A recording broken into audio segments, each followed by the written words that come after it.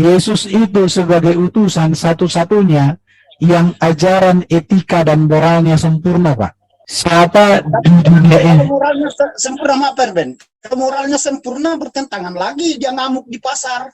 Apakah kalau hakim memutus orang masuk penjara karena melakukan kesalahan, hakimnya salah? Yang berikut, Yesus itu utusan yang diberikan Allah kuasa untuk mengampuni dosa. Sekarang, siapa utusan di dunia yang bisa mengampuni dosa? Yang berikut, Yesus itu satu-satunya utusan yang mati bangkit, dia mengalahkan maut. Di sini tidak ada perbedaan. Nah, katanya iblis yang bunuh. Siapa yang bilang iblis bunuh Yesus? Yang berikut, Yesus utusan yang sudah di surga dan akan datang di akhir zaman menjadi hakim yang adil. Karena itu, ikutlah, percayalah kepada hakim, hiduplah sesuai kehendak hakim. Jangan ikuti yang terdakwa yang akan dihukum. Yang terakhir, Yesus itu nanti menjadi raja segala raja yang memerintah di Yerusalem baru yang turun dari surga.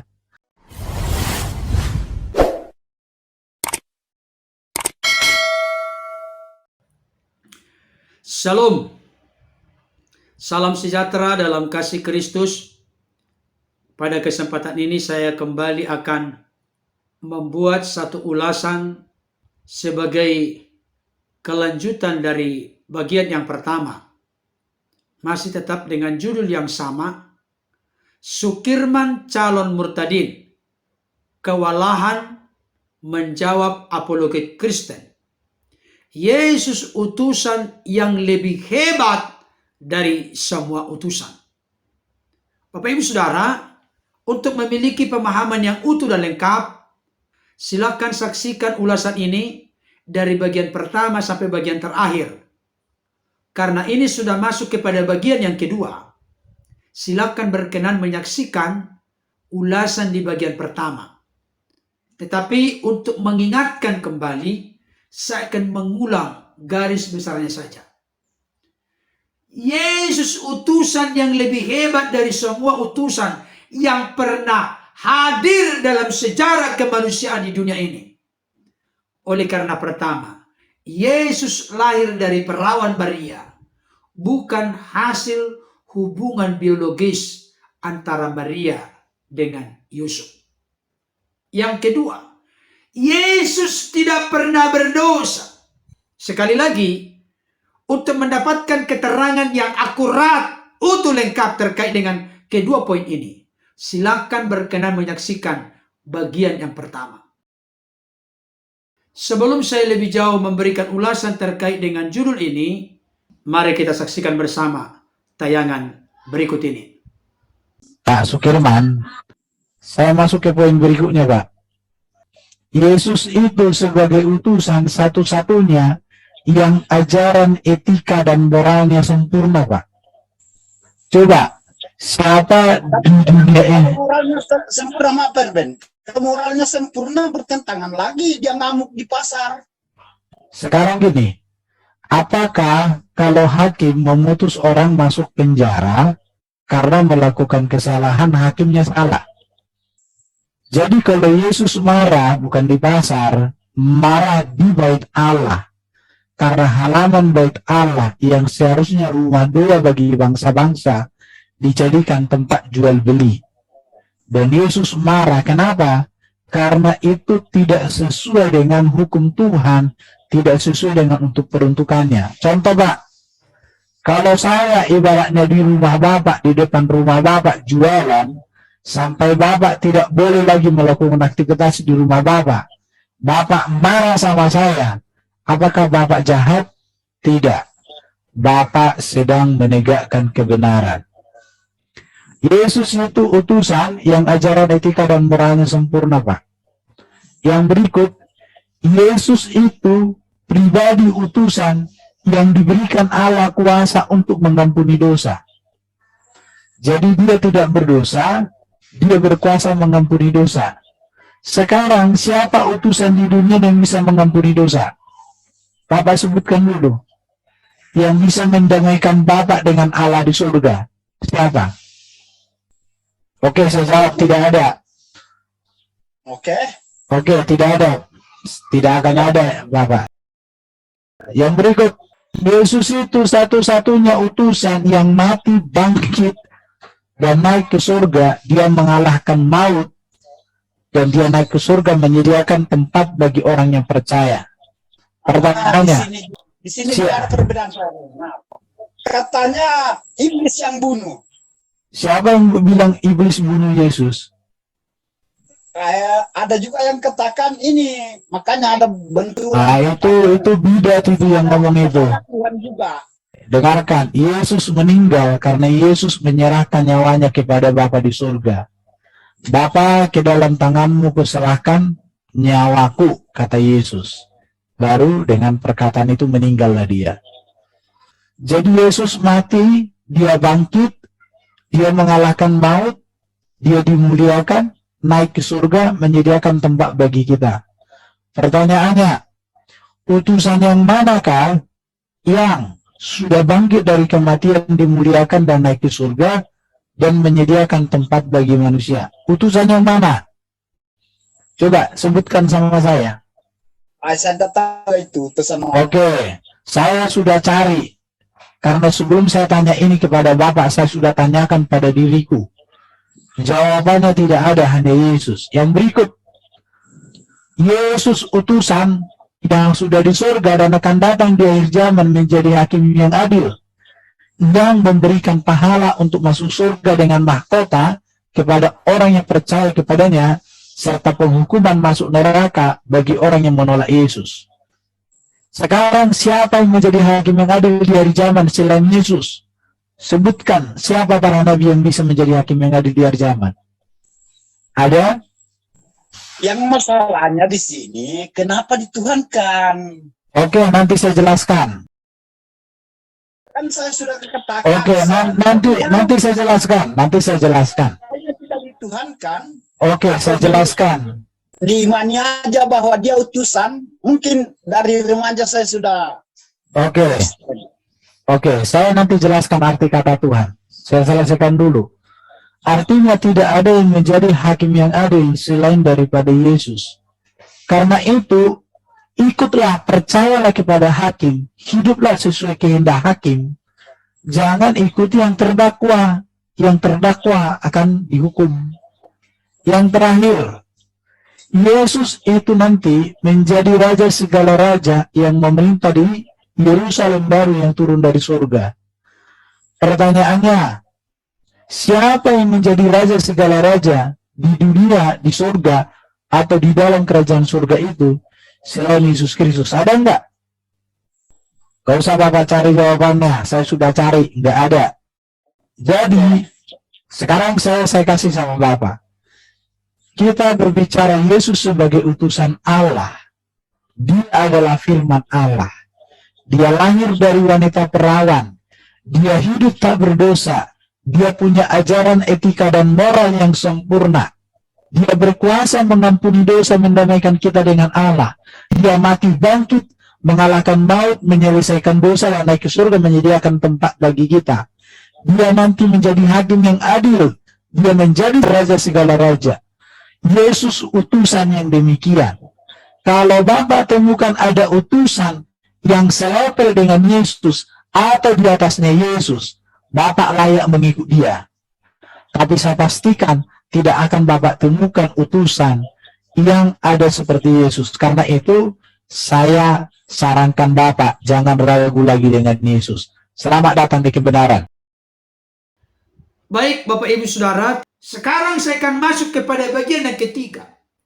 Apologet Kristen memberikan konfirmasi penegasan ketika diskusi hangat, diskusi seru antara apologet Kristen dengan saudara kita Sukirman, calon murtadin. Menunjukkan fakta-fakta dari Alkitab bahwa Yesus utusan yang lebih hebat daripada semua utusan lain. Dasarnya adalah yang ketiga. Ajaran, etika, dan moral Yesus sempurna. Tidak pernah bisa ditandingi oleh siapapun, kapanpun, dan dimanapun. Saudara dikasih Tuhan, seluruh ajaran Yesus yang bisa kita baca, renungkan, hayati, mengerti dan pahami di dalam seluruh kitab Injil. Matius, Markus, Lukas, Yohanes juga kembali diulang oleh para penulis melalui surat-surat. Apakah itu surat Paulus, surat Petrus, surat Yakobus, dan lain sebagainya. Memberikan konfirmasi penegasan bahwa ajaran Yesus, etika yang dibawa oleh Yesus, moral yang dihidupi oleh Yesus, itu sempurna adanya. Seperti pertanyaan dari apologet Kristen. Pak Sukirman, tunjukkan kepada saya siapa tokoh yang pernah hidup dalam sejarah dunia ini yang ajaran, etika, dan moralnya sesempurna dimiliki oleh Yesus. Saudara kita Sukirman pun menjawab, bukankah di Alkitab dikatakan bahwa Yesus pernah mengamuk di pasar? Jadi memang saudara kita Sukirman ini tidak terlalu menguasai cerita dalam Alkitab. Janganlah dulu masuk kepada eksplorasi, tapi ceritanya pun beliau salah. Beliau berkata Yesus mengamuk di pasar. Sepanjang saya membaca Alkitab di dalam kitab-kitab Injil, nggak pernah Yesus mengamuk di pasar. Yesus itu pernah marah di bait Allah. Adapun dasar argumentasi yang sudah dipaparkan oleh apologet Kristen memang benar demikian. Kita tahu bersama bahwa bait Allah itu terdiri dari 3 bagian. Halaman, ruang kudus, ruang maha kudus. Halaman ini diperuntukkan untuk bangsa-bangsa lain. Itu sebabnya Yesus berkata, mengapa engkau menjadikan seperti sarang penyamun yang seharusnya menjadi rumah doa bagi segala bangsa. Yesus bertindak dengan tegas menjungkir balikan meja-meja penukar uang. Oleh karena orang-orang pada masa itu menyalahgunakan bait Allah sebagai tempat untuk cari untung, tempat untuk berjual dan membeli. Jadi Yesus ingin meluruskan, menyatakan, menegakkan kebenaran bahwa bait Allah tidak boleh dipakai untuk jualan, tapi tempat untuk berdoa, tempat untuk beribadah, tempat untuk berbakti kepada Tuhan. Jadi itu bukan dosa, itu bukan kesalahan, itu bukan kekeliruan. Jadi Yesus itu ajarannya, etikanya, moralnya sempurna. Yang keempat, Yesus berkuasa mengampuni dosa. Saya mau tegaskan kepada Bapak Ibu Saudara, siapapun yang menyaksikan mendengarkan ini. Coba tunjukkan kepada saya, adakah sosok manusia yang pernah hidup dalam sejarah dunia ini yang memiliki kuasa otoritas untuk mengampuni dosa? Siapa orangnya? Tidak ada kecuali Yesus. Itulah tadi yang ditegaskan oleh apologet Kristen. Tidak akan ketemu. Markus pasal 2 ayat 5-12. Saya akan bacakan untuk kita. Karena kita harus menunjukkan dari fakta dan data Alkitab. Dikatakan demikian. Ketika Yesus melihat iman mereka, berkatalah ia kepada orang lumpuh itu, hai anakku, dosamu sudah diampuni. Tetapi di situ ada juga duduk beberapa ahli Taurat. Mereka berpikir dalam hatinya, mengapa orang ini berkata begitu? Ia menghujat Allah. Siapa yang dapat mengampuni dosa selain daripada Allah sendiri? Jadi ahli-ahli Taurat sangat tidak suka dengan Yesus.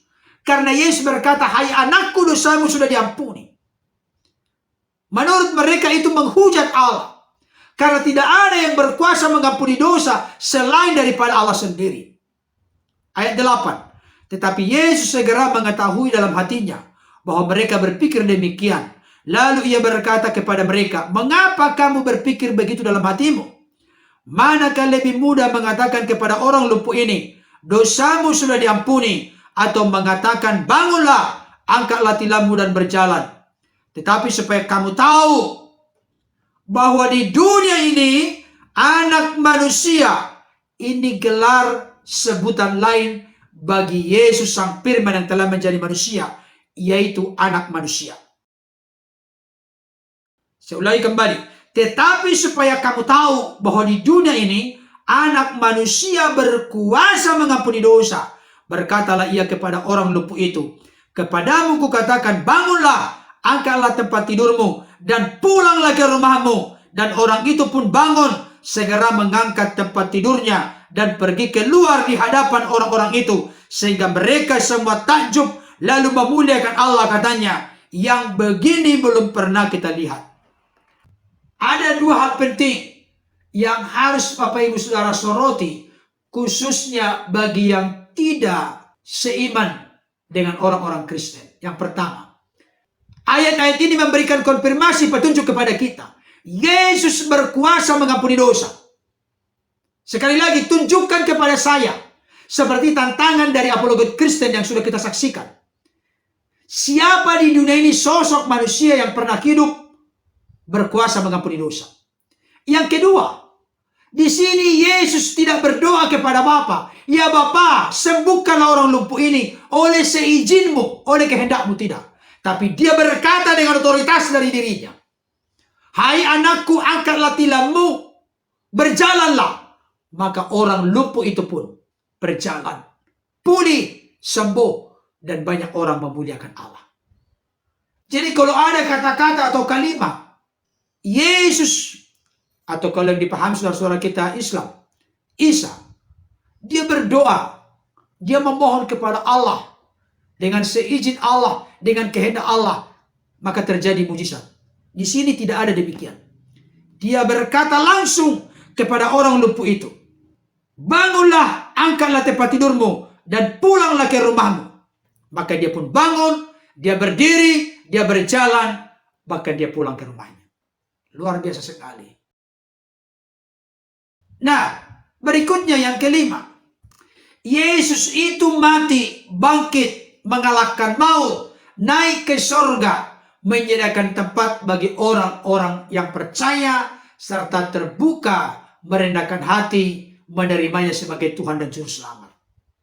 Yesus yang pernah datang ke tengah-tengah dunia ini, menurut informasi Alkitab, baik itu Injil Matius, Markus, Lukas, Yohanes, surat-surat rasul, memberikan konfirmasi dan penegasan kepada kita bahwa Yesus benar-benar mati di kayu salib, bangkit pada hari yang ketiga, menampakkan diri selama 40 hari kepada murid-muridnya dan kepada banyak orang. Setelah 40 hari dia naik ke sorga, menyediakan tempat bagi saudara dan saya, bagi setiap kita yang percaya menerimanya sebagai Tuhan Juru Selamat.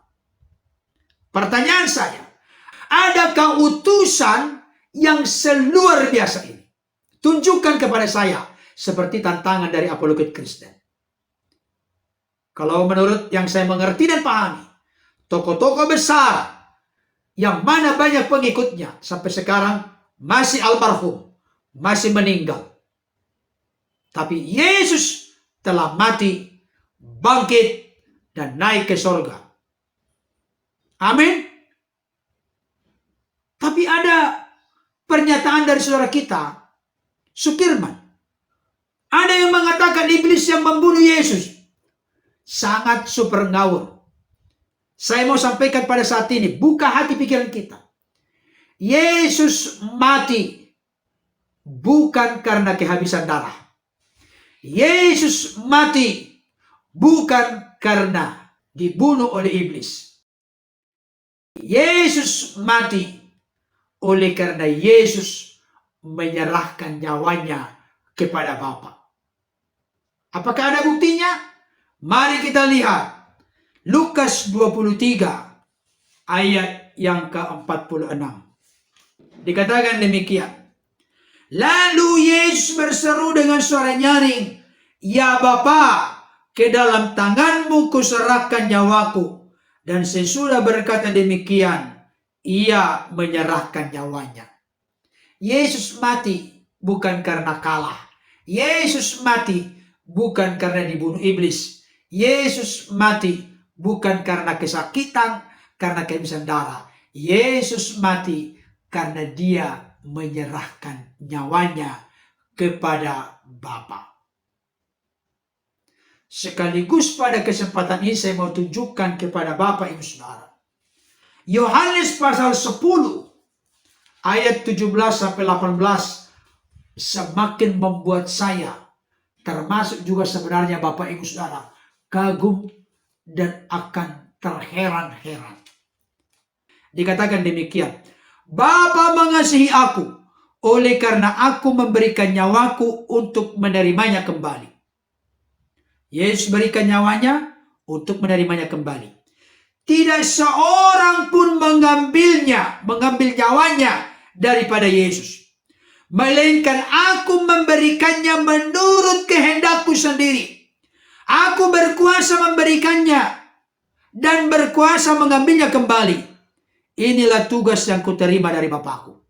Yesus itu berkuasa memberikan nyawanya dan berkuasa mengambilnya kembali. Saya mau tanya kepada Bapak Ibu Saudara, adakah sosok manusia yang pernah hidup di dalam dunia ini, utusan yang lebih hebat, lebih luar biasa daripada Yesus? Dia berkuasa memberikan nyawanya dan berkuasa mengambilnya kembali. Silakan pikirkan matang-matang. Silakan renungkan baik-baik. Bahkan di dalam Yohanes 10 ayat yang ke-28 dikatakan dengan sangat jelas, dan aku memberikan hidup yang kekal kepada mereka dan mereka pasti tidak akan binasa sampai selama-lamanya, dan seorang pun tidak akan merebut mereka dari tanganku. Perhatikan baik. Yesus berkuasa memberikan hidup yang kekal. Dan setiap yang percaya kepadanya, yang menjadi pengikutnya, pasti tidak binasa, terjamin keselamatannya. Sampai kapan? Selama-lamanya. Kenapa tertutup mata hati, mata rohani dari kebanyakan orang tidak mengerti, memahami ini? Dia adalah utusan dari segala utusan yang lebih hebat, lebih luar biasa, lebih mulia, lebih baik dari segala utusan manapun, baik sebelum Yesus maupun sesudah Yesus. Saudaraku yang dikasihi Tuhan, yang keenam, Yesus akan datang kembali untuk menjadi hakim yang adil. Apologet Kristen kembali bertanya kepada saudara kita Sukirman, tunjukkan kepada saya, adakah yang bisa menandingi atau lebih hebat dari Yesus di akhir zaman akan menjadi hakim yang adil? Mungkin Bapak Ibu Saudara akan bertanya, mana faktanya dalam Alkitab? Kita buka Kisah Para Rasul 10 ayat 40 sampai 42. Dikatakan demikian, Yesus itu telah dibangkitkan Allah pada hari yang ketiga. Dan Allah berkenan bahwa ia menampakkan diri bukan kepada seluruh bangsa, tetapi kepada saksi-saksi yang sebelumnya telah ditunjuk oleh Allah, yaitu kepada kami yang telah makan dan minum bersama-sama dengan dia setelah ia bangkit dari antara orang mati. Dan ia, maksudnya Allah, telah menugaskan kami memberitakan kepada seluruh bangsa dan bersaksi bahwa dialah yang ditentukan Allah menjadi hakim atas orang-orang hidup dan orang-orang mati. Saudara dikasihi Tuhan, Yesus ada masanya menjadi hakim yang adil di akhir zaman bagi orang-orang yang hidup maupun orang-orang yang mati. Kenapa? Orang-orang yang mati nanti akan dibangkitkan. Orang yang tidak percaya menerimanya sebagai Tuhan Juru Selamat akan dihakimi masuk ke dalam neraka. Orang yang percaya menerimanya sebagai Tuhan Juru Selamat akan dihakimi untuk mendapatkan mahkota sesuai dengan kehidupannya di dunia. Mahkota ya, kalau surga sudah pasti. Saudaraku yang dikasihi Tuhan, yang terakhir, Yesus akan menjadi raja segala raja yang memerintah di Yerusalem baru yang turun dari surga. Sepakat. Kenapa kita yakin Yesus menjadi raja segala raja? Sebenarnya pengertian Tuhan bagi Yesus, penguasa, pemimpin, raja, itu pengertiannya. Alkitab berkata di dalam Matius 28 ayat 18, kepadaku telah diberikan segala kuasa di sorga dan di bumi. Bahkan pernah saya menyaksikan, mendengarkan bahwa Yesus itu terkemuka di dunia dan di akhirat. Ini mirip isinya dengan Matius 28 ayat 18. Kepadaku telah diberikan segala kuasa di sorga dan di bumi.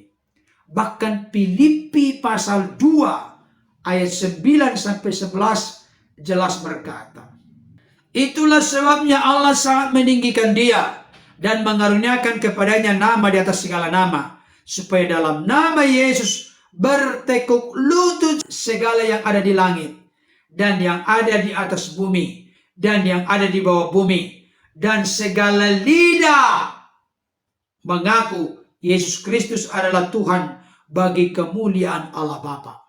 Perhatikan baik. Dikatakan di sini, supaya dalam nama Yesus bertekuk lutut segala yang ada di langit dan yang ada di atas bumi dan yang ada di bawah bumi. Semuanya harus bertekuk lutut. Siapapun, dari agama manapun, dari suku manapun, dari bangsa manapun, ada saatnya harus bertekuk lutut, baik yang di langit, di atas bumi, di bawah bumi. Semuanya harus bertekuk lutut, sujud kepada Yesus. Bahkan setiap lidah mengaku. Siapa yang punya lidah? Siapapun manusia, dari agama, keyakinan, kepercayaan manapun, setiap lidah mengaku Yesus Kristus adalah Tuhan bagi kemuliaan Allah Bapa. Jadi Yesus Kristus itu bukan Tuhan selain Allah, tapi Yesus Kristus adalah Tuhan bagi kemuliaan Allah Bapa. Sekarang saya simpulkan. Yesus utusan yang lebih hebat dari semua utusan, baik sebelum Yesus maupun sesudah Yesus. Kenapa? Pertama, Yesus lahir dari perawan, bukan hasil hubungan biologis. Yang kedua, Yesus tidak pernah berdosa. Yang ketiga, Yesus ajaran etika dan moralnya sempurna. Yang keempat, Yesus berkuasa mengampuni dosa. Yang kelima, Yesus mati, bangkit mengalahkan maut, dan telah naik ke sorga, menyediakan tempat bagi siapapun yang terbuka hatinya, percaya dan menerimanya sebagai Tuhan dan Juru Selamat. Yang keenam, Yesus akan datang kembali untuk menjadi hakim yang adil.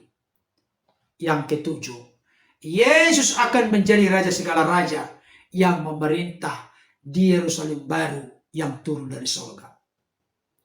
Kiranya ulasan ini dapat menjadi berkat bagi kita. Tuhan Yesus menolong kita untuk hidup dan berjalan dalam kebenarannya. Amin.